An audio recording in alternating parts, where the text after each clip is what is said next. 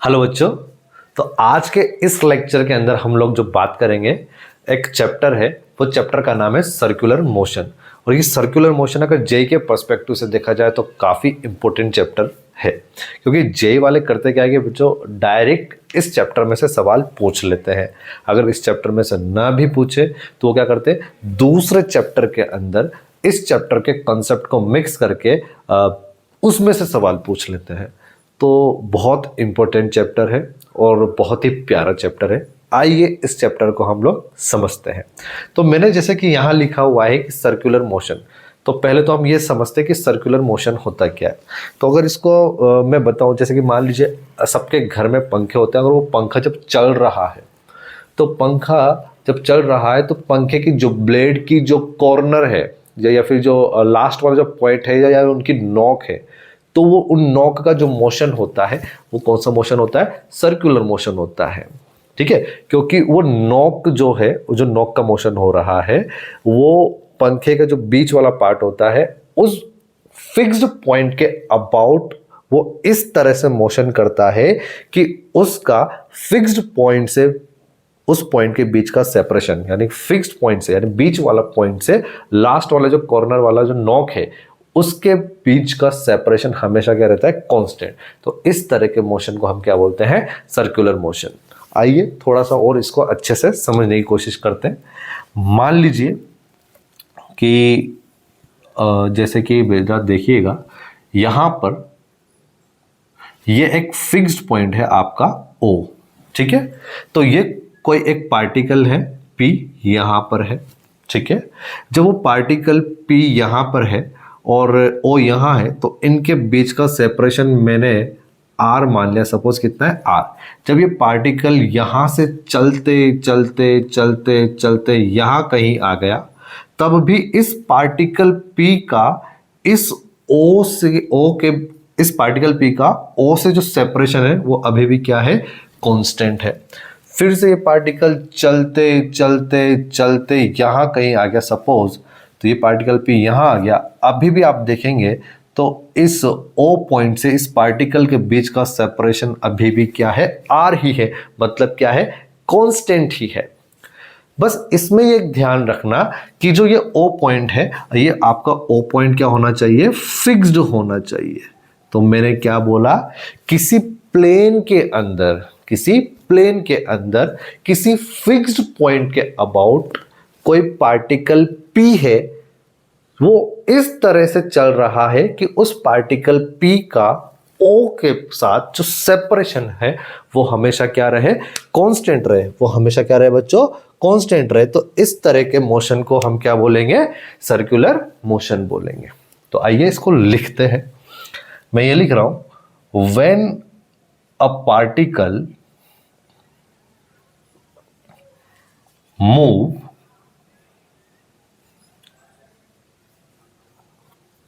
in such way its distance from a fixed point, its distance from a fixed point remains constant, remains constant, then its motion is, या फिर its motion is circular motion।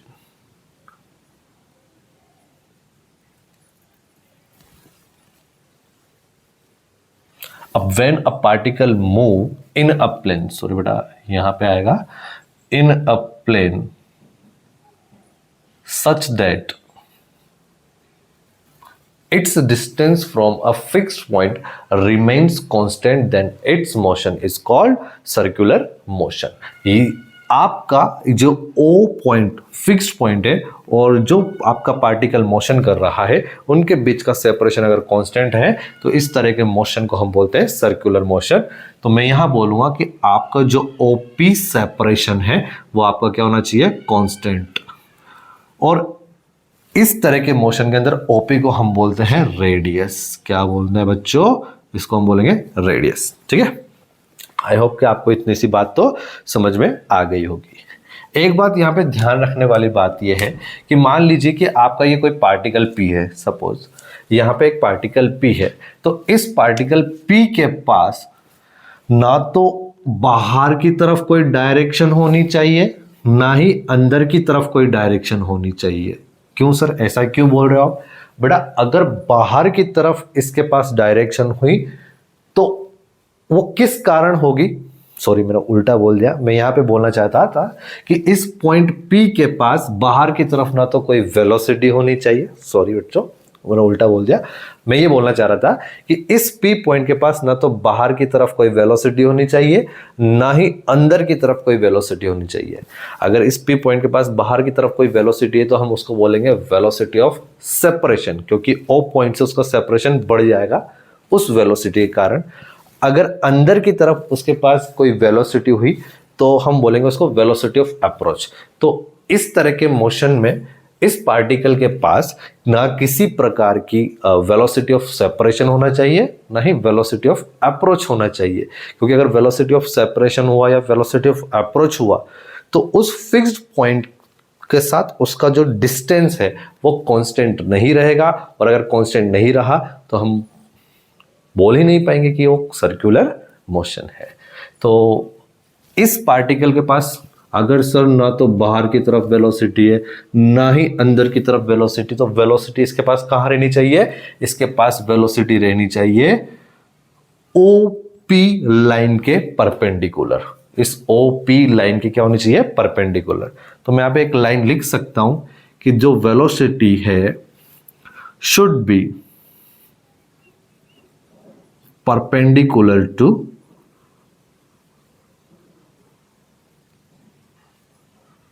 OP, OP line, OP line के perpendicular इसके पास क्या होनी चाहिए? Velocity. तब आप सोच रहे होंगे सर ये आपने इधर लगाया, पार्टिकल तो ऐसे मूव कर रहा था, ठीक है वो तो मेरे को ध्यान नहीं रहा। अगर आपका पार्टिकल ऐसे मूव कर रहा है तो इसके पास जो वेलोसिटी होनी चाहिए वो इस डायरेक्शन होनी चाहिए।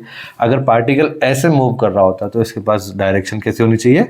इधर टेंजेंशियल डायरेक्शन में होनी चाहिए। तो ये बात थी आपकी सर्कुलर मोशन की। आई होप कि आपको ये सर्कुलर मोशन के बारे में जो बात है वो समझ में आ गई होगी। नेक्स्ट है बेटा, इस सर्कुलर मोशन को और अच्छे से डिस्क्राइब करने के लिए हमको कुछ फिजिकल क्वांटिटीज को पढ़ना होता है। तो वो फिजिकल क्वांटिटीज के बारे में हम लोग पढ़ते हैं, आगे बढ़ते हैं। जैसे कि देखिएगा तो फर्स्ट फिजिकल क्वांटिटी जिसके बारे में मैं आपको बात करना चाहता हूं that is your angular position. इसके पहले आप लोगों ने एक चैप्टर पढ़ा होगा लीनियर मोशन। लीनियर मोशन के अंदर आपको बताया गया होगा पोजीशन के बारे में। तो पार्टिकल जो मतलब पोजीशन वेक्टर के बारे में, तो पोजीशन वेक्टर क्या करता था? किसी भी पार्टिकल का पोजीशन को बताने के लिए हम एक वेक्टर यूज करते थे, that vector is your position vector. उसी तरह से सर्कुलर मोशन के अंदर कोई पार्टिकल कहां पर है उसकी लोकेशन को बताने के लिए या उसकी पोजीशन को बताने के लिए हम यहाँ पे एक टर्म डिफाइन करते हैं, that term is your angular position. तो आइए देखते हैं बेटा एंगुलर पोजीशन क्या होता है। एंगुलर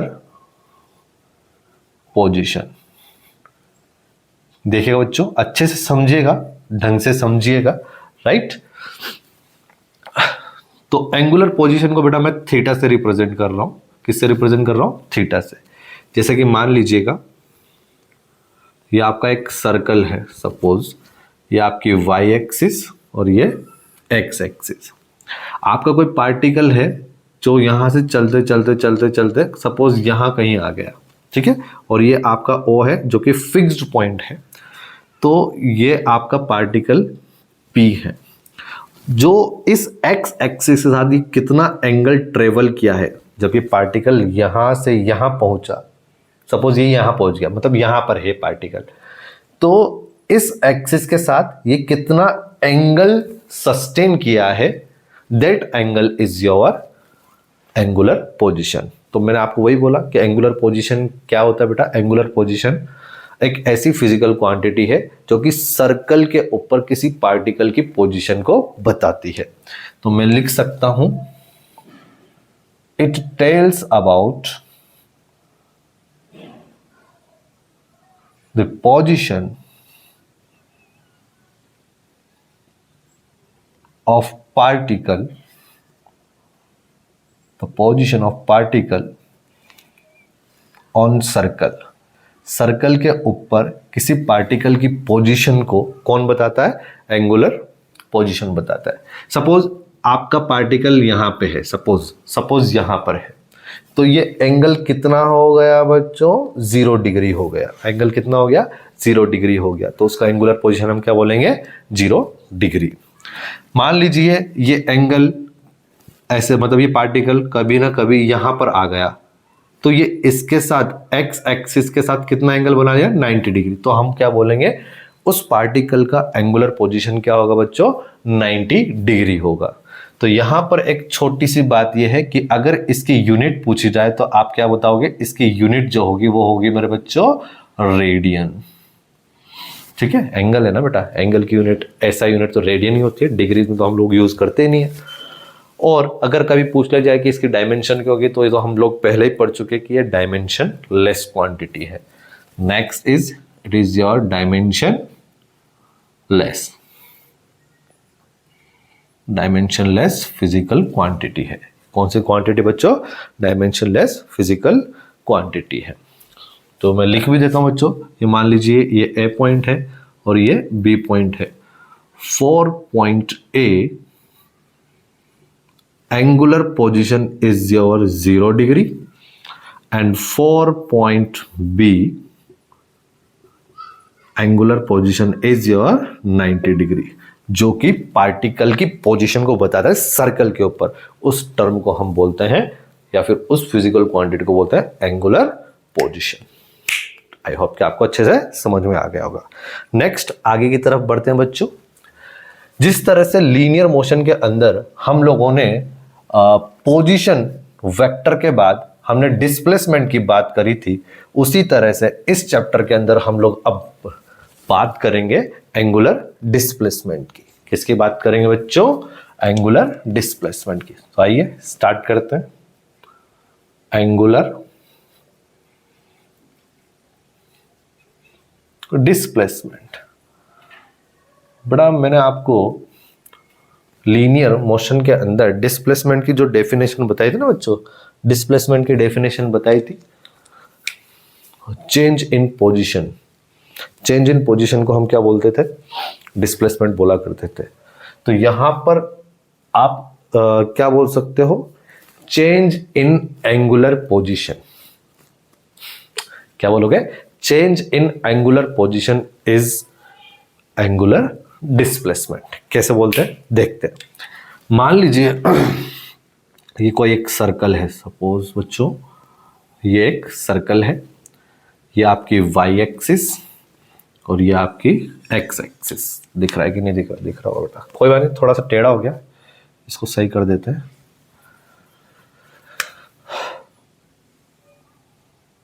ठीक है, जैसा भी, ठीक है, कोई बात नहीं। मान लीजिए ये आपका कोई फिक्स्ड पॉइंट O है, ठीक है। आपका पार्टिकल स्टार्टिंग में यहां कहीं था, ठीक है। आपका कोई पार्टिकल P जो था वो यहां पे था, ठीक है। तो एंगुलर पोजीशन उस टाइम पे मैंने मान लिया बच्चों कितना है? थीटा। ये P पार्टिकल जो है चलता चलता चलता यहां कहीं पहुंच गया, सपोज ये यहां कहीं पहुंच गया, तो इस एक्स एक्सिस के साथ सपोज इसने जो एंगल सस्टेन किया है O पॉइंट पर वो है थीटा प्लस डी थीटा। कितना सस्टेन किया है? Theta plus D theta. तो जब ये पार्टिकल P यहां था तब एंगल सस्टेन था थीटा, जब यहां से चलते चलते यहां पहुंच गया तो इस एक्सिस के साथ यहाँ O पॉइंट पर जो एंगल सस्टेन हुआ है वो है थीटा प्लस डी थीटा, मतलब थीटा प्लस डी थीटा वो चल लिया है ये पार्टिकल P जब यहां पहुंचा, ठीक है। तो ये कितना एंगल चल लिया है यहां से लेके यहां तक, तो हम क्या बोलेंगे? Theta plus D theta minus theta. कितना चल लिया है ये? डी थीटा चल लिया है। तो ये डी थीटा ही आपका क्या होगा? एंगुलर डिस्प्लेसमेंट होगा। क्या होगा बच्चों? एंगुलर डिस्प्लेसमेंट होगा। तो मैं इसको लिख सकता हूं angle between initial and final position, angle between initial and final position in given time interval is known as angular displacement। और इस angular displacement को बच्चों में d थीटा से रिप्रेजेंट कर रहा हूं। किससे रिप्रेजेंट कर रहा हूं? d थीटा से। आप चाहो तो बच्चों इसको ऐसे भी बोल सकते हो, जैसे कि अपन ने वहां पे बोला था ना, लीनियर मोशन के अंदर चेंज इन पोजीशन को हम डिस्प्लेसमेंट बोला करते थे। तो हम यहाँ पे इसके अलावा एक डेफिनेशन और बोल सकते हैं, change in angular displacement. Change in angular displacement, angular displacement के चेंज को बेटा मैं क्या नाम दूंगा? एंगुलर पोजीशन से। Change in angular position, change in angular position, angular position के चेंज को बेटा मैं क्या नाम दूंगा? एंगुलर डिस्प्लेसमेंट नाम दूंगा। क्या नाम दूंगा बच्चों? Angular displacement. समझ में आया मैंने क्या बोला? एंगुलर पोजीशन के चेंज को, इस थीटा प्लस डी थीटा जो फाइनल एंगुलर पोजीशन था ये, और थीटा क्या था? इनिशियल एंगुलर पोजीशन था। तो इस पूरे में से इसको माइनस कर दोगे तो बेटा क्या बच गया? D theta. और इस डी थीटा को मैं क्या बोल रहा हूं? Angular displacement, right. या फिर आप बोल सकते हो angle between initial and final position, initial and final position के बीच का एंगल। ये फाइनल पोजीशन कितना है? थीटा प्लस डी थीटा, और इनिशियल पोजीशन कितना है आपका? थीटा। तो इनके बीच का जो एंगल है वही आपका क्या होगा? किसी गिवन टाइम इंटरवल के अंदर वही आपका क्या होगा बच्चों? एंगुलर डिस्प्लेसमेंट होगा। वही बच्चों क्या होगा आप लोगों का? एंगुलर डिस्प्लेसमेंट होगा, राइट। तो इस डी थीटा को ही मैं क्या बोल रहा हूं? एंगुलर डिस्प्लेसमेंट बोल रहा हूं। तो बड़ा इसके बारे में क्या हमको पता चला है? डी थीटा जो है आपका ये क्या है? अगर मैं इसकी यूनिट पूछूं आप लोगों से तो इसकी यूनिट क्या होगी बेटा? एक तरह का एंगल ही है। एंगल में से एंगल माइनस करो तो एंगल बनेगा, तो यूनिट हो जाएगी इसकी रेडियन। यूनिट हो गई रेडियन। मैंने आपसे पूछा इसकी डायमेंशन क्या होगी, तो हम बोलेंगे it is dimensionless quantity. It is dimensionless quantity. मैंने आपसे पूछा इट इज वेक्टर और क्वांटिटी और स्केलर क्वांटिटी, तो आप बताएंगे इट इज वेक्टर क्वांटिटी। ये कौन सी क्वांटिटी है बच्चों? वेक्टर क्वांटिटी है। वेक्टर क्वांटिटी तो ऑब्वियसली बात है इसके पास क्या होगी? डायरेक्शन होगी। तो सर डायरेक्शन क्या बताएंगे? तो मेरे बच्चे direction right hand thumb rule से इसको बता सकते हो। ये इस प्लेन, ये x ये y, इस x y प्लेन के अंदर ये सर्कल है ऐसा। तो बेटा आपका पार्टिकल ऐसे चल रहा है, तो आपने राइट हैंड को ऐसे घुमा लो, अंगूठा आ रहा है बाहर की तरफ, अंगूठा आ रहा है बाहर की तरफ। तो हम बोलेंगे एंगुलर डिस्प्लेसमेंट की डायरेक्शन है बाहर की तरफ, ठीक है। अगर पार्टिकल ऐसे चल रहा होता तो ऐसे घुमा लेते, अंगूठा आता अंदर की तरफ, तो हम बोलते एंगुलर डिस्प्लेसमेंट की डायरेक्शन अंदर की तरफ। या फिर कहेंगे बुक्स में बेटा इसको इस तरह से भी बोला गया है कि अगर पार्टिकल आपका ऐसे जा रहा है, ठीक है, तो ये हो गया आपका एंटी क्लॉकवाइज।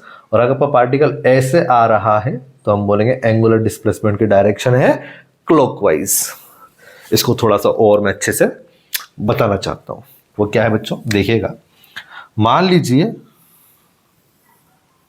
अब आपको थोड़ा सा अच्छे से क्लियर हो जाएगा। ये ऐसा कोई एक सर्कल है, ठीक है, ऐसा कोई एक सर्कल है, ये उसका सेंटर O है। पहले ये पार्टिकल यहां कहीं पे था P पॉइंट, फिर ये पार्टिकल यहां कहीं पहुंच गया, ये ऐसे ऐसे ऐसे चलते चलते ये यहां कहीं पहुंच गया, राइट। तो बेटा आप ऐसे मत घुमाओ, ऐसे घुमाओ, यूं चल रहा है, ये यूं चल रहा है, तो इसको आप ऐसे घुमाओ। तो ऐसे घुमाया तो अंगूठा कहाँ आया बच्चों? बाहर की, मतलब अंगूठा, सॉरी बाहर नहीं बेटा, अंगूठा आया ऊपर की तरफ, अंगूठा ऊपर की तरफ। तो अंगूठा जब ऊपर की तरफ आया तो अंगूठे की डायरेक्शन ही तो आपके एंगुलर डिस्प्लेसमेंट की डायरेक्शन है। यही डायरेक्शन किसकी है मेरे बच्चे? एंगुलर डिस्प्लेसमेंट डी थीटा की डायरेक्शन है। एक बात और, किसी ये जो आपका डायरेक्शन है ये प्लेन के परपेंडिकुलर बाहर की तरफ भी हो सकती है और अंदर की तरफ भी हो सकती है। तो मैं आपको ये बताना चाहता हूं कि अगर डायरेक्शन जो है प्लेन के परपेंडिकुलर आउटवर्ड, इनवर्ड या ऊपर या नीचे अगर आती है, जैसे कि मान लीजिए कोई प्लेन है, ऐसे ऐसे ही कोई प्लेन है, इस प्लेन में आपका कोई ये सर्कल है, आप ऐसे चल रहे हो तो अंगूठा आ रहा है ऊपर, तो इस प्लेन के परपेंडिकुलर डायरेक्शन आ रही है। तो जब भी डायरेक्शन किसी प्लेन के परपेंडिकुलर आती है तो उस वेक्टर को हम बोलते हैं एक्सियल वेक्टर। तो यहाँ पे हम एक नाम देंगे कि आपका जो एंगुलर डिस्प्लेसमेंट है वो कौन सा वेक्टर हो जाएगा मेरे बच्चे, एक्सियल वेक्टर हो जाएगा। कौन सा वेक्टर हो जाएगा बच्चों, एक्सियल वेक्टर हो जाएगा। अच्छा, आई होप कि आपको इतनी सी बात तो आपको क्लियरली समझ में आ गई होगी। ठीक है बच्चों, अब एक बात और कि मान लीजिए ये पार्टिकल यहां से स्टार्ट हो रहा है, एकदम यहां से स्टार्ट हो रहा है, यहां से, तो चलते चलते चलते चलते चलते चलते चलते चलते चलते चलते चलते चलते चलते चलते यहां पर आ गया। तो इसने सेंटर पे कुछ ना कुछ एंगल तो सस्टेन किया होगा। तो मतलब जब पार्टिकल पूरा एक चक्कर लगाता है तो कितना एंगल ट्रेवल कर लिया है, तो हम बोलेंगे 360 डिग्री। 360 डिग्री बोल दो या फिर 2 पाई रेडियन बोल दो। कितना बोल दो बच्चों, 2 पाई रेडियन बोल दो। ठीक है बच्चों, तो मैं क्या बोल रहा हूं, इफ पार्टिकल मैक्स 1 रिवॉल्यूशन, तो उस टाइम पर पार्टिकल एक रिवॉल्यूशन करता है तो एंगुलर डिस्प्लेसमेंट हम उसको क्या बोलेंगे, तो वहां पर कितना हो जाएगा बेटा आपका, सॉरी हाँ 2 पाई हो जाएगा। कितना हो जाएगा आपका, 2 पाई हो जाएगा। और अगर बच्चों ऐसे चलते चलते 2 चक्कर करे तो 2 पाई इंटू 2, 3 चक्कर करे तो 2 पाई इंटू 3, और चलते चलते सपोज इसने n रिवॉल्यूशन कर लिया, यानी कि n चक्कर काट लिए, तो कितना एंगुलर डिस्प्लेसमेंट हो जाएगा मेरे बच्चे, उसका एंगुलर डिस्प्लेसमेंट हो जाएगा 2 पाई n। बेटा बहुत इंपॉर्टेंट है, सवालों में काम आएगा। ठीक है, तो आपको ये पता होना चाहिए कि मैंने यहाँ पे क्या बोला है कि जब कोई पार्टिकल n चक्कर करता है तो तो एंगुलर डिस्प्लेसमेंट कितना हो जाता है, 2 पाई n हो जाता है। तो अब हम लोग आगे बढ़ते हैं। नेक्स्ट जो हमारी फिजिकल क्वांटिटी है जिसमें सर्कुलर मोशन को जिसमें हम और अच्छे तरीके से देख सकते हैं, that is your angular velocity.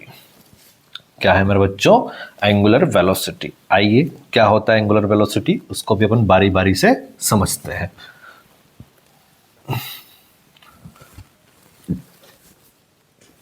देखिएगा बच्चों,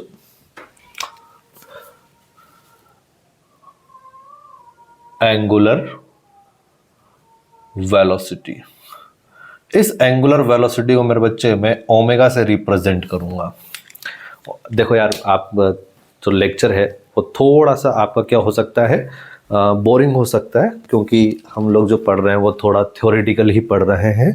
बाकी कल के लेक्चर से सवाल स्टार्ट हो जाएंगे तो मज़ा आएगा। ठीक है, थोड़ा सा इंटरेस्ट बनाए रखें, अभी हम लोग केवल थ्योरी ही डेवलप कर रहे हैं। एंगुलर वेलोसिटी ओमेगा होता क्या है, जिस तरह से हमने लीनियर मोशन के अंदर हमने वेलोसिटी देखा था, वो वेलोसिटी क्या देखा था, the rate of change in displacement. The rate of change in positions is known as velocity. तो उसी तरह से मैं यहां पे बोलूंगा the rate of change in angular displacement. Angular displacement की चेंज होने की रेट को मैं क्या बोल रहा हूं, एंगुलर वेलोसिटी। क्या बोला बेटा मेरा, सुनिएगा, the rate of change in angular positions. Angular position के चेंज होने की रेट को बेटा मैंने क्या बोल दिया है, एंगुलर वेलोसिटी बोल दिया है। क्या बोल दिया है मेरे बच्चों, मैंने एंगुलर वेलोसिटी बोल दिया है। तो एंगुलर वेलोसिटी को भी बेटा मैं 2 तरह से डिफाइन करूंगा। पहला है एवरेज एंगुलर वेलोसिटी, बेटा क्या बोला मैंने, average angular velocity. Average angular बेटा किसके चेंज होने की रेट को, एंगुलर पोजीशन के चेंज होने की रेट को। जैसे कि मैंने अभी आपको थोड़ी देर पहले बताया कि मान लीजिए कोई एक सर्कल है, ये वाई एक्सिस है, ये एक्स एक्सिस है, यहां पर आपका पहले पॉइंट यहां था, फिर यहां था, तो ये जो डी थीटा है, इस एंगुलर पोजीशन के चेंज होने की रेट को ही हम क्या बोल रहे हैं, क्या बोल रहे हैं, एंगुलर वेलोसिटी बोल रहे हैं। तो ओमेगा एवरेज क्या होगा बच्चों, ओमेगा एवरेज होगा final theta minus initial theta upon delta T. Sir ये क्या बोल दिया आपने, बता दो बेटा, बताता हूं, थोड़ा सा इसको और अच्छे से कवर करता हूं, इसको दोबारा डायग्राम बना के मैं समझाता हूं। मान लीजिए बेटा, सपोज ये आपका कोई एक सर्कल है, this is your Y axis, ये एक्स एक्सिस।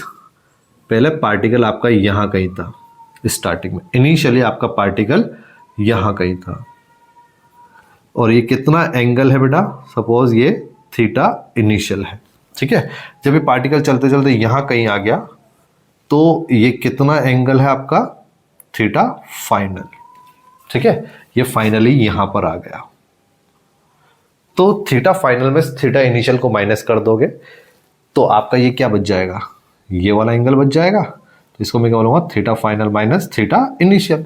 तो ये एंगुलर पोजीशंस के चेंज, ये एंगुलर पोजीशन के चेंज होने की रेट को मैं क्या बोल रहा हूं, एंगुलर वेलोसिटी। उस एंगुलर वेलोसिटी में भी सबसे पहले मैं डिफाइन कर रहा हूं average angular velocity. So average angular velocity is theta final minus theta initial. वही तो बच्चों, theta final minus theta initial upon delta T.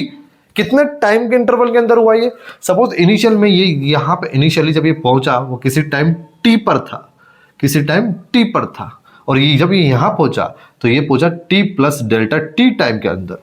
तो बेटा ये यहां से यहां तक का टाइम कितना हो गया, दिस माइनस दिस, तो ये कितना टाइम हो गया, डेल्टा टी।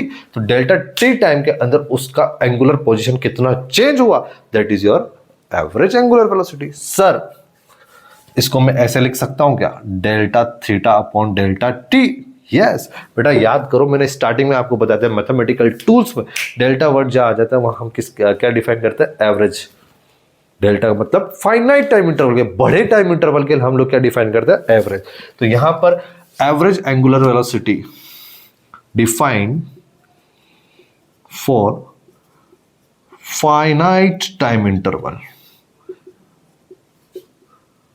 किसके लिए डिफाइन किया बच्चों मैंने, ये फाइनाइट टाइम इंटरवल के लिए डिफाइन किया। मजा आ जाएगा, थोड़ा समझने की कोशिश करिएगा, है ना।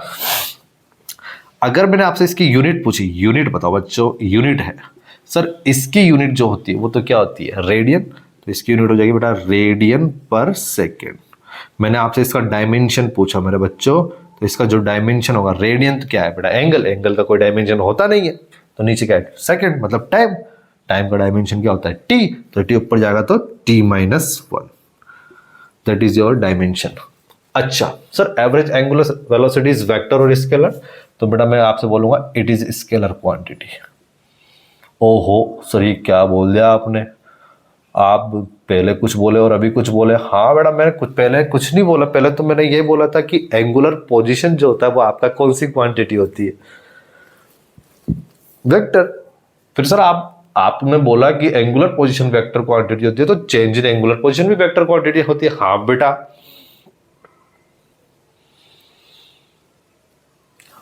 सॉरी मैंने ये बोला था कि एंगुलर पोजीशन के चेंज, जो एंगुलर डिस्प्लेसमेंट है वो कौन सी क्वांटिटी है, वेक्टर क्वांटिटी है। तो ये सर, ये अगर वेक्टर क्वांटिटी है तो ये भी आपका वेक्टर क्वांटिटी होना चाहिए। बेटा मैं एक छोटा सा पॉइंट ऐड करना चाहता हूं, डी थीटा, डी थीटा बेटा मैंने यहां पे डी थीटा नहीं लिखा, फाइनाइट टाइम इंटरवल यानी कि बड़े टाइम इंटरवल के अंदर जो ये एंगल का चेंज होगा ये भी क्या होगा, बड़ा होगा। तो हमेशा ध्यान रखना डेल्टा थीटा बड़े टाइम इंटरवल के लिए जो आपका एंगुलर पोजीशन का जो चेंज है डेल्टा थीटा वो भी बड़ा होगा।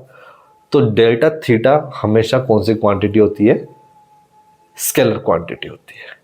जो डी थीटा है स्मॉल टाइम इंटरवल के लिए, स्मॉल टाइम इंटरवल के दौरान जो आपका एंगुलर पोजीशन का चेंज है डी थीटा, छोटे से टाइम इंटरवल के लिए जिसको हम डिफाइन करते हैं, वो आपकी वेक्टर क्वांटिटी है। D theta vector quantity but delta theta is your scalar quantity.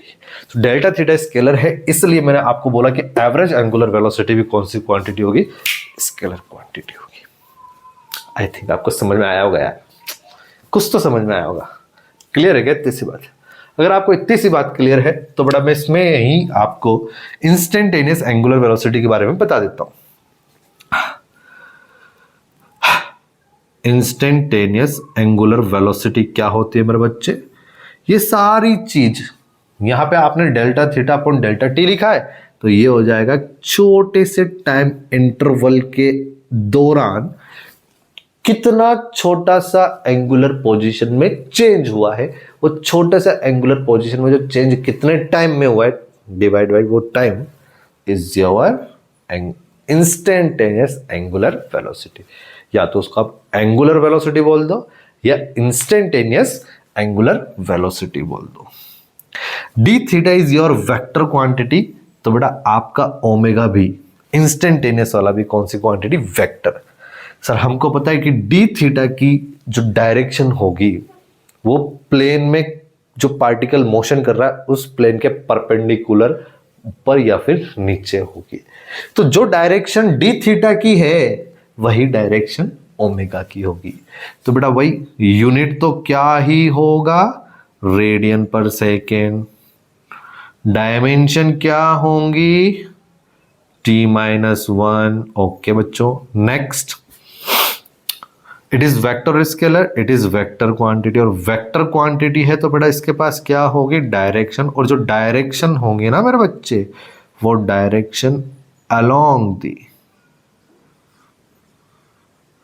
Angular displacement. अरे बेटा एंगुलर डिस्प्लेसमेंट क्यों बोला सर आपने? बेटा मैंने एंगुलर डिस्प्लेसमेंट इसलिए बोला, एंगुलर डिस्प्लेसमेंट होता क्या, एंगुलर पोजीशन के चेंज को ही तो हम क्या बोलते हैं, एंगुलर डिस्प्लेसमेंट बोलते हैं। ठीक है, आई होप कि आपको ये बातें समझ में आएगी। छोटी छोटी सी कुछ बातें और हैं वो भी मैं बता देता हूं। छोटी छोटी बातें ये हैं बच्चों,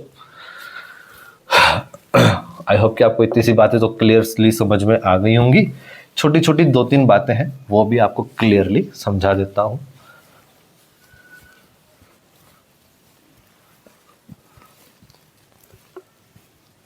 देखिएगा,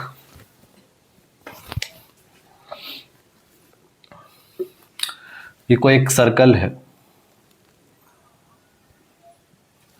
ये y एक्सिस है और ये x एक्सिस है। पार्टिकल को एक साइकिल कंप्लीट करने में, एक साइकिल बोल दो या एक रोटेशन बोल दो या एक चक्कर बोल दो, सीधी बात। तो किसी पार्टिकल को एक चक्कर करने में, एक चक्कर कंप्लीट करने में कितना टाइम लगा, ठीक है, उस टाइम को हम बोलेंगे टाइम पीरियड। तो क्या लिखा मेरा डेफिनेशन लिखूंगा, time taken to complete one rotation. एक रोटेशन को कंप्लीट होने में कितना टाइम लगा, आपका वो क्या होता है बच्चों, टाइम पीरियड होता है। ठीक है, वो क्या होता है मेरे बच्चे, वो आपका टाइम पीरियड होता है। और अभी हमने जो ओमेगा पढ़ा, एवरेज एंगुलर वेलोसिटी, उसको हम 2πf भी बोलते हैं, जहां पर f आपका क्या है, फ्रीक्वेंसी। यहां पर आपका f है मेरे बच्चे फ्रीक्वेंसी, और फ्रीक्वेंसी को इस चैप्टर में मैं डिफाइन करूंगा कि नंबर ऑफ रोटेशन पर सेकेंड। एक सेकेंड में रोटेशंस की जो संख्या होगी वही आपका क्या होगा, फ्रीक्वेंसी होगी। सो नंबर ऑफ रोटेशन पर सेकेंड, एक सेकंड में चक्करों की संख्या को मैं बच्चे नाम दूंगा फ्रीक्वेंसी। फ्रीक्वेंसी की यूनिट अगर मैं बोलूं बेटा पर सेकंड है तो पर टाइम है ना, तो ये हो जाएगा पर सेकंड या फिर सेकंड इनवर्स, या फिर इसको हम बोलते हैं हर्ट्ज। क्या बोलेंगे, हर्ट्ज। अगर इसके डायमेंशन की बात की जाए तो इसका डायमेंशन हो जाएगा मेरे बच्चे t-1, और फ्रीक्वेंसी को बड़ा 1 टाइम पीरियड भी बोलते हैं, 1 टाइम पीरियड भी फ्रीक्वेंसी को हम लोग बोल सकते हैं। ठीक है, तो ये 2 बातें हो गई। और एक तीसरी बात ये है, पहले तो ये चेक करो कि आपका जो पार्टिकल है वो किस पॉइंट के अबाउट घूम रहा है। तो आपकी जो एंगुलर वेलोसिटी है वो भी चेंज हो जाएगी। जैसे कि मान लीजिए ये आपका कोई एक पॉइंट O है और आपका पार्टिकल यहाँ पे पहुंच गया, ये P पार्टिकल है, ये यहां से एंगल बना रहा है अल्फा। तो आपसे पूछा गया है कि ओमेगा बताओ, तो बेटा जो ओमेगा होगा वो क्या होता है, कितना एंगल चला अपॉन कितने टाइम में चला, यही होता है ना बच्चों, कितना एंगल चला अपॉन कितने टाइम में चला, यही होता है। तो सपोज ये टी टाइम में चल गया है, यहां से लेके यहां तक ये कितने टाइम में चल जाएगा, इन टाइम टी। तो बेटा मैं ओमेगा डिफाइन करूंगा ओ पॉइंट के अबाउट, दैट इज योर कितना एंगल चला अल्फा, कितने टाइम में, टी टाइम में। अगर ये मान लो ये पॉइंट ओ था यहाँ पे, तो इसके अबाउट आप जो पी पॉइंट की एंगुलर वेलोसिटी वो तो आपने लिख दी। लेकिन मान लीजिए यहाँ पे कोई एक दूसरा पॉइंट है ओ डैश, वो क्या है बच्चों, ओ डैश। तो इस एक्सिस इस पॉइंट के अबाउट, इस एक्सिस साथ जो एंगल, मतलब इस एक्सिस साथ इस पॉइंट पर जो एंगल सस्टेन हुआ, सपोज वो बीटा है, तो इस ओ डैश पॉइंट के अबाउट इस पार्टिकल P की एंगुलर वेलोसिटी में जो डिफाइन करूंगा मेरे बच्चे, वो करूंगा बीटा अपॉन टी, कितना एंगल सस्टेन किया अपॉन कितने टाइम में किया। सपोज इसको भी कितना टाइम, यहाँ पे टाइम कितना लगा टी, तो beta upon T. I think आपको ये बातें समझ में आ गई होंगी, जो भी मैंने आपको यहाँ पे ये बताया है क्लियरली समझ में आ गया होगा। अब बच्चों मैं आगे बढ़ जाता हूँ, कुछ अच्छे क्वेश्चंस है उन क्वेश्चंस को मैं लेता हूं। ठीक है,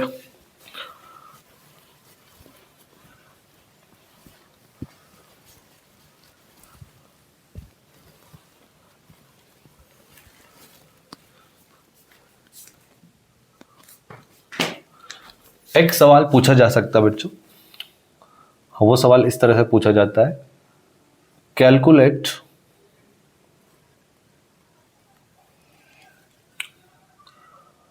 angular velocity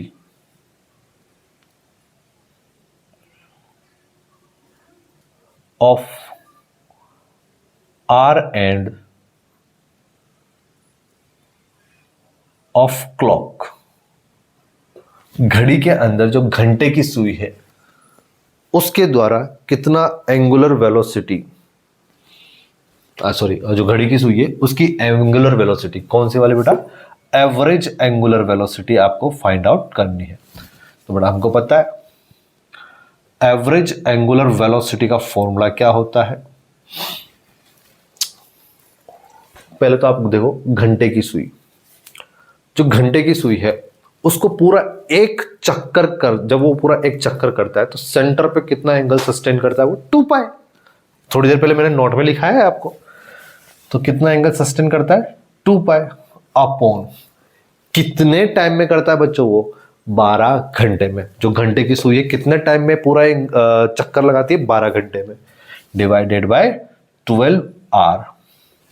तो इसको और सोल्व करोगे तो 2 पाई अपॉन 12, एक घंटे में कितने मिनट, 60 मिनट, एक मिनट में कितने सेकंड, 60 सेकंड। यही आपका आंसर। यूनिट क्या हो जाएगी, रेडियन पर सेकंड। कोई दिक्कत। सेम यही सवाल बेटा आप किसके लिए कर सकते हो, मिनट वाली सुई के लिए कर सकते हो, और सेम यही सवाल आप किसके लिए करते हो, सेकंड वाली सुई के लिए कर सकते हो। तो मेरा कोई इंटरेस्ट नहीं है उन सवालों को सोल्व करवाने में, ठीक है। मेरे को लगता है कि वो सवाल आप लोग कर सकते हो, ठीक है बच्चों। आगे बढ़ जाते हैं। तो आपको मैं आपको होमवर्क दे सकता हूं कि यहां पर आपका एक होमवर्क है, आपको यही क्वेश्चन किसके लिए करना है बेटा, मिनट वाले हैंड के लिए करना है, और सेम यही क्वेश्चन किसके लिए करना है, सेकेंड वाले हैंड के लिए करना है। आप लोग करिए और कमेंट सेक्शन में इसका जवाब दे दीजिएगा। ठीक है, आगे बढ़ता हूं। Next, angular acceleration. बेटा ये सवाल के अलावा एक सवाल और पूछा जा सकता है। क्या पूछा जा सकता है कि जो हमारी अर्थ है, हमारी अर्थ जो है उसकी खुद की एक्सिस के अबाउट वो घूमती है, तो उसका एवरेज एंगुलर वेलोसिटी क्या होगा। इस तरह से सवाल पूछा जा सकता है। एक सवाल और पूछा जा सकता है कि जो अर्थ है वो सन के चारों तरफ चक्कर लगा रही है, तो उस टाइम मतलब उस वक्त आपका अर्थ की एवरेज एंगुलर वेलोसिटी क्या होगी। ये दो सवाल और मैंने आपसे पूछ लिए हैं, इसका भी आप कमेंट सेक्शन में जवाब दे दीजिएगा। ठीक है, आगे बढ़ते बच्चों, आगे बढ़ते हैं। Angular acceleration. बेटा आज केवल मैं थ्योरी डेवलप कर रहा हूं, बाकी जो चीजें हैं ना, क्वेश्चंस वगैरह, वो हम लोग कल के लेक्चर में लेंगे, नेक्स्ट लेक्चर में लेंगे। ठीक है, सो एंगुलर एक्सेलरेशन क्या होगा। जिस तरह से हमने एंगुलर वेलोसिटी को दो तरह से डिफाइन किया था, फाइनाइट टाइम इंटरवल के लिए एवरेज, और एक चिन्ह से यानी कि छोटे से टाइम इंटरवल के लिए इंस्टेंटेनियस, उसी तरह से एंगुलर एक्सेलरेशन को भी दो तरह से डिफाइन करेंगे, एवरेज एंगुलर एक्सेलरेशन और एक instantaneous angular acceleration. Linear motion में हमने एक्सेलरेशन डिफाइन किया था। एक्सेलरेशन डिफाइन क्या था बच्चों, एक्सेलरेशन डिफाइन किया था, the rate of change of velocity is known as acceleration. तो उसी तरह से मैं यहां पर लिखूंगा the rate of change of angular velocity. Angular velocity के चेंज होने की रेट को बेटा मैं नाम दूंगा एंगुलर एक्सेलरेशन। एंगुलर वेलोसिटी के चेंज होने के रेट को मैं नाम दूंगा एंगुलर एक्सेलरेशन। बेटा दो तरह से मैं इसको डिफाइन करना चाहूंगा। पहला है average angular acceleration, average angular acceleration. बड़ा अल्फा एवरेज ऐसे रिप्रेजेंट करूंगा इसको मैं। ठीक है बच्चों, तो देखिएगा, मान लीजिए कोई एक सर्कल है, सपोज ये कोई एक सर्कल है, this is your Y axis, this is your X axis. 1 second.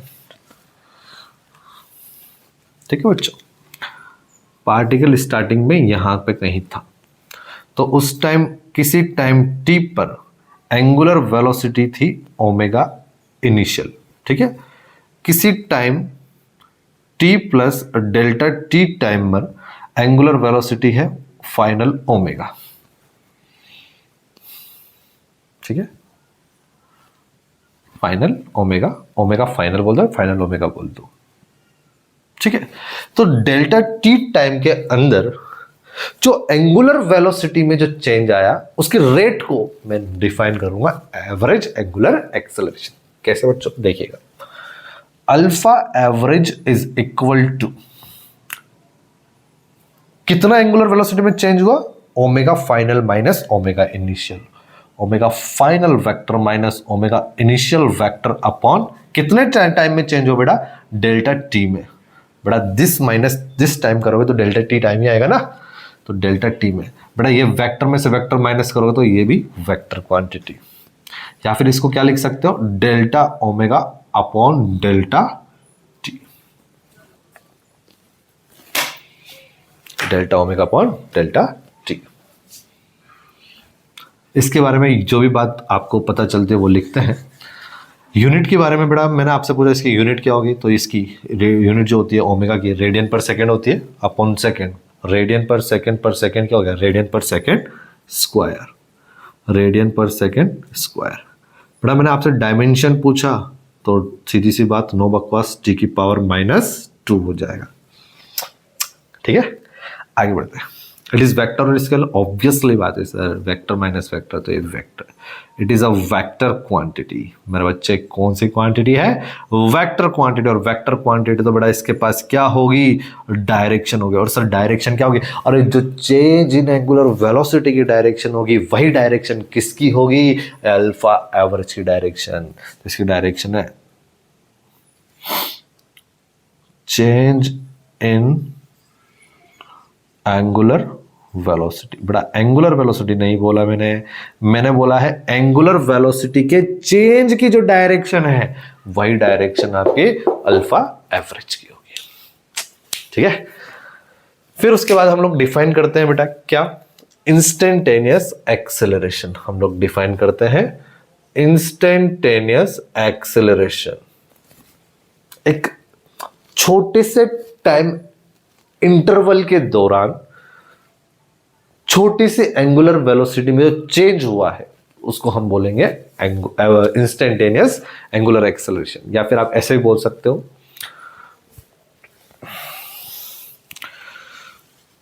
क्या बोल सकते हो बेटा? एंगुलर वेलोसिटी में जो छोटा सा चेंज हुआ है उसकी रेट को, तो जो रेट है वो भी छोटे से टाइम के लिए होगा, तो इसको डिफाइन करूंगा alpha instantaneous is equal to D omega upon D T. बड़ा ये वेक्टर तो ये भी वेक्टर, तो सारी बड़ा यूनिट भी वही होगी, डायमेंशन भी वही होगी, वेक्टर क्वांटिटी भी वही होगी। क्लियर? बट यहां पे जो डायरेक्शन होगी वो होगी एक्सियल वेक्टर के अलोंग। एक्सियल वेक्टर क्या होता है बेटा? क्योंकि यहाँ पे क्या है, डी वाला टर्म आया, तो प्लेन में जो पार्टिकल मोशन कर रहा है उसके परपेंडिकुलर डायरेक्शन या तो ऊपर या नीचे या फिर दाएं या फिर बाएं, ऐसे हो सकती है। ठीक है, तो बड़ा याद करो लीनियर मोशन के अंदर, लीनियर मोशन में मैंने आपको सिखाया था कि जो एक्सेलरेशन होता है वो होता है डीवी अपॉन डी टी। एक फॉर्मूला ये पढ़े थे। ठीक है, तो मैंने क्या किया था बेटा, D V upon D T में मैंने डी एक्स से मल्टीप्लाई एंड डिवाइड भी कर दिया था। ठीक है बच्चों, अरे बोलो यार, तो इसको मैं क्या लिख सकता हूं? D x upon D T को मैं क्या लिख सकता हूं? मैं लिख सकता हूं V into D V upon D X. तो एक फॉर्मूला एक्सेलरेशन का ये भी था, एक फॉर्मूला एक्सेलरेशन का ये भी था। उसी तरह से बेटा मैं इंस्टेंटेनियस एंगुलर एक्सेलरेशन को, आप इंस्टेंटेनियस एंगुलर एक्सेलरेशन ना बोले, उसको एंगुलर एक्सेलरेशन भी बोल सकते हैं। तो एंगुलर एक्सेलरेशन को आप ऐसे लिख सकते हैं, तो D omega upon D T ये भी लिख सकते हैं, या फिर वी की जगह बेटा हम यहाँ पे यू ओमेगा यूज करेंगे, D omega upon D x, नहीं बेटा डी थीटा। वहां पे एक्स यूज करते थे पोजीशन के लिए, और यहाँ पे हम क्या यूज करते हैं? एंगुलर पोजीशन के लिए डी थीटा यूज करते हैं। आई थिंक आपको समझ में आ गया होगा। मस्ट रिमेंबर बेटा, क्वेश्चन पूछे जा सकते हैं, क्वेश्चन पूछे जा सकते हैं। आई होप कि आपको ये एंगुलर एक्सेलरेशन की जो बातें हैं वो बहुत ही क्लियरली तरीके से समझ में आ गई होंगी। ठीक है, वहां पर बेटा मैंने आपको एक चीज और बताई थी, नोट के अंदर मैंने आपको ये लिखाया था कि जैसे कि सुनिएगा, गाड़ी आगे जा रही है, उसकी वेलोसिटी है आगे और एक्सेलरेशन भी आगे, तो गाड़ी की जो वेलोसिटी है वो क्या हो जाएगी बेटा? बढ़ जाएगी। और अगर एक्सेलरेशन और वेलोसिटी अपोजिट डायरेक्शन में, तो गाड़ी की जो वेलोसिटी है या स्पीड जो है, मैग्नीट्यूड ऑफ वेलोसिटी जिसको आप स्पीड बोलते हो, वो उसकी डिक्रीज होगी, कम हो जाएगी। तो उसी तरह से बेटा यहाँ पर एक छोटा सा मैं नोट लिख रहा हूं बेटा, ये ध्यान रखना, जो आप नोट्स बना रहे हो प्रॉपरली तरीके से बनाना। मैं यहां लिख देता हूं, छोटा सा जो नोट होगा मेरे बच्चे, वो छोटा सा नोट ये डिफाइन करना चाहता हूं कि अगर आपका एंगुलर एक्सेलरेशन इस डायरेक्शन में है और ओमेगा भी आपका उसी डायरेक्शन में है, तो यहां पर आपका एंगुलर वेलोसिटी बढ़ जाएगा, इंक्रीज हो जाएगा बेटा। क्या हो जाएगा? इंक्रीज हो जाएगा। अगर आपका एंगुलर एक्सेलरेशन इस डायरेक्शन में और ओमेगा आपका इस एंगुलर वेलोसिटी अपोजिट डायरेक्शन में, तो जरूर आपका एंगुलर वेलोसिटी क्या हो जाएगा?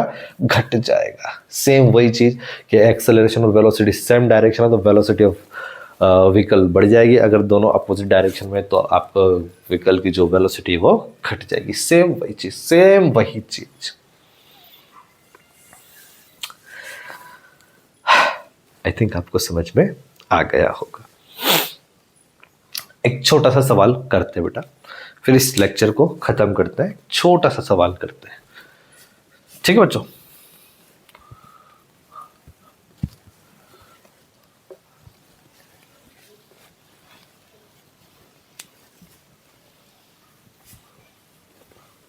सुनिएगा वो छोटा सा सवाल क्या है।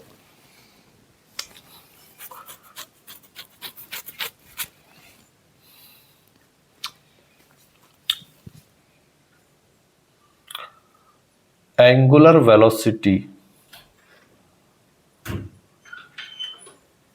is in function of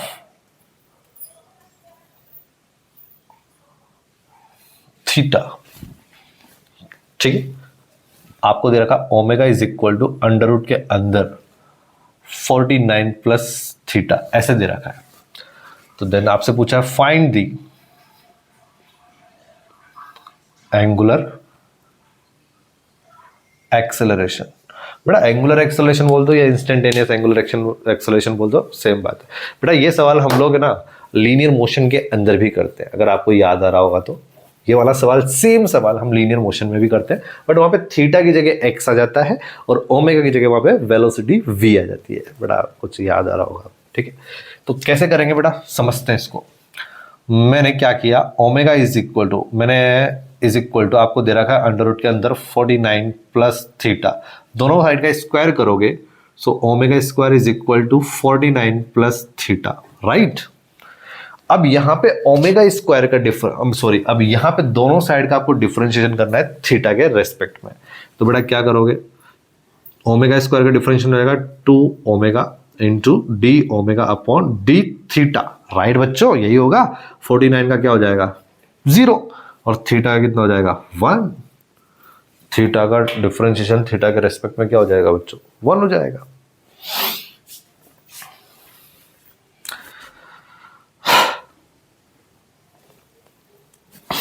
तो ये हो जाएगा आपका omega into D omega upon D theta is equal to 1/2। ये आपका बेटा यही तो है acceleration, angular acceleration, omega D omega upon D theta is equal to 1/2।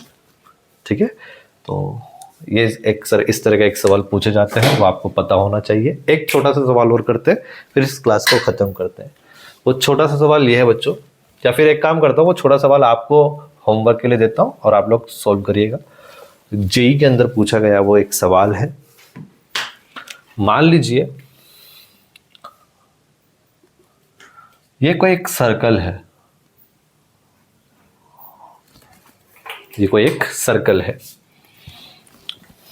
ये आपका कोई एक पॉइंट ओ है, फिक्स पॉइंट वो जिसको हम बोल रहे हैं, यहां पर एक पॉइंट पी है, इसके पास जो वेलोसिटी है वो है v, वो है कितनी v। यहां ओ पॉइंट पर 60 डिग्री का एंगल बन रहा है, ये वाला 60 डिग्री का एंगल बन रहा है। तो पार्टिकल के पास जो वेलोसिटी है वो है यहां पर भी v। बड़ा मैं वेलोसिटी इसलिए बोल रहा हूँ, डायरेक्शन चेंज हो रही है, वो खैर वो अब बात की बात है, वो मैं थोड़ी देर बाद सिखाऊंगा। आप समझ जाओ कि यहाँ पे v दे रखा है, यहाँ पे भी v दे रखा है, और बीच ओ पॉइंट पर जो एंगल सस्टेन हो रहा है वो कितना हो रहा है बेटा, 60 डिग्री हो रहा है। तो आपसे सवाल में पूछा गया है find the change in magnitude of velocities. Velocity के चेंज होने के मैग्नीट्यूड को आपको बताना है। ये बड़ा जेई का सवाल है, कोई दिक्कत वाली बात नहीं, फर्जी सा सवाल है, कोई बहुत इजी सवाल है, आप लोग खुद से ट्राई कीजिएगा, आपको आ जाएगा। हिंट दूं? खैर कोई बात नहीं, हिंट नहीं भी दे रहा हूं, आप लोग करिए, कमेंट में आंसर लिखिए और उसके बाद नेक्स्ट लेक्चर में खुद ही करवा दूंगा इस सवाल को। ठीक है, चलो आज क्लास समाप्त करते हैं।